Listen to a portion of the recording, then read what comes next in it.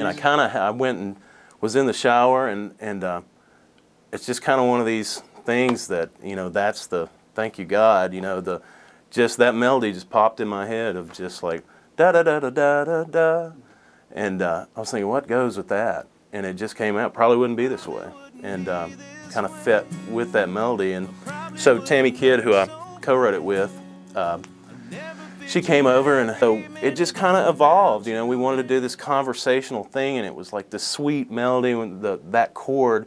You know, sometimes when people just hit a chord, it evokes some emotion, and so, you know, when we started off with that, we kind of wrote it, you know, from the beginning to the end. We didn't know where it was taking us, but those are, you know, the special ones where it's, you know, you're kind of channeling something. That sounds so cliche, but it's the truth.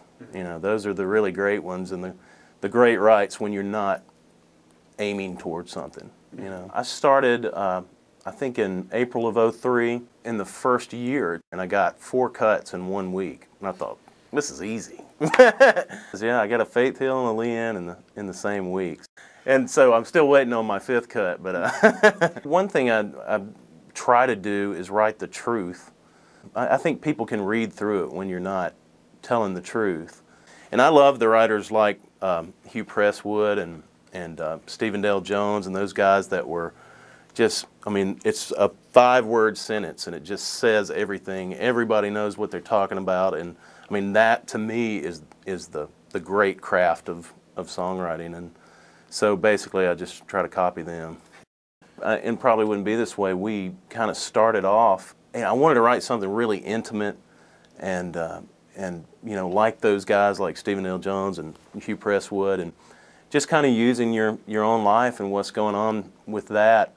A conversational kind of style, and just like, you know, bringing somebody up to date with what's going on in their lives, and in this conversation. And it sounds like something you would say in a conversation. Oh, by the way, I don't have to. I moved to Jackson. I'm not paying that boy anymore. And oh, I hadn't told you this. You know, it was supposed to be like that. And so we get to the 2nd verse, and it could have just been somebody leaving. You know, and it didn't have to be somebody that was dead, but I remember Tami actually said, what if she's dead?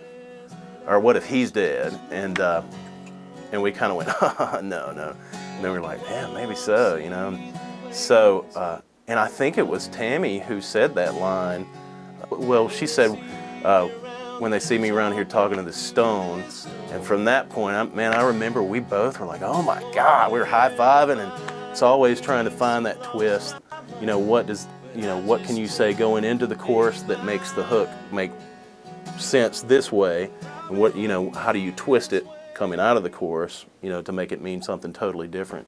I actually said this last night when I played it. I said this is a positive death song, and it's supposed to be that too. We wanted the song to be about thankfulness, you know, and I think the way we presented that the person she's talking to is dead was really clever, and that's another reason I was a little scared for the song, that was a little hard to understand. My mother told me, like 6 months after the song was out, she's like, so the guy dies in it? I was like, yes, Mother, he dies. The crux of the whole song is kind of, God gave me a moment's grace.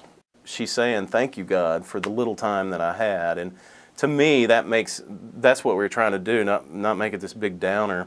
You know, that song moved really slowly, which was good for us. I mean, there was a time when we really thought it wasn't going to make it past 30, and it was just best case, you know, scenario for that song, and it was just a guitar demo. We didn't go in and have professional players play on it, and I put some crappy string parts on it, and Tami just has a killer voice, and I truly believe that she was a big reason that, you know, her voice was a big reason that song got cut.